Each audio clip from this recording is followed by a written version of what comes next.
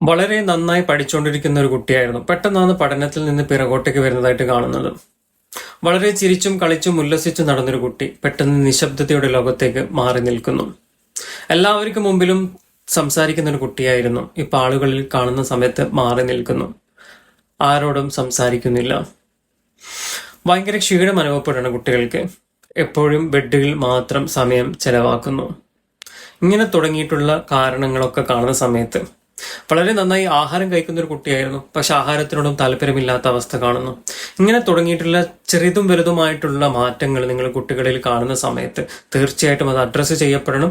അവരോട് ചേർത്ത് നിർത്തിക്കൊണ്ട് അവരോട് കാര്യങ്ങൾ ചോദിക്കണം, മനസ്സിലാക്കണം. ഇനി ഏതെങ്കിലും രീതിയിലുള്ള തെറ്റുകൾ സംഭവിച്ചെന്ന് വിചാരിക്കട്ടെ നമ്മുടെ കുട്ടികളിൽ നിന്ന്. പക്ഷെ ആ തെറ്റുകളെ തിരുത്തി കൊടുക്കേണ്ട ഉത്തരവാദിത്വം നമ്മൾക്കാണ്. ആ സമയത്ത് നമ്മൾ അടിച്ചിട്ടോ അല്ലെങ്കിൽ വഴക്ക് പറഞ്ഞിട്ടോ ചീത്ത പറഞ്ഞിട്ടോ യാതൊരു കാര്യമില്ല. അതിനെ നല്ല രീതിയിൽ പറഞ്ഞ് മനസ്സിലാക്കി കൊടുത്തുകൊണ്ട് ആ തെറ്റുകൾ തിരുത്തി കൊടുക്കുക തന്നെ വേണം. പിന്നെ അതുപോലെ തന്നെ ഈ ഇത്തരം കാര്യങ്ങൾ എന്തുകൊണ്ട് സംഭവിക്കുന്നു ചോദിച്ചു കഴിഞ്ഞാൽ അതിന് മെയിൻ ആയിട്ട് ഫിസിക്കൽ ഫാക്ടേഴ്സ് ഉണ്ട്, അതുപോലെ തന്നെ സോഷ്യൽ ഫാക്ടേഴ്സ് ഉണ്ട്, അതുപോലെ തന്നെ സൈക്കോളജിക്കൽ ഫാക്ടേഴ്സ് ഉണ്ട് അല്ലെ.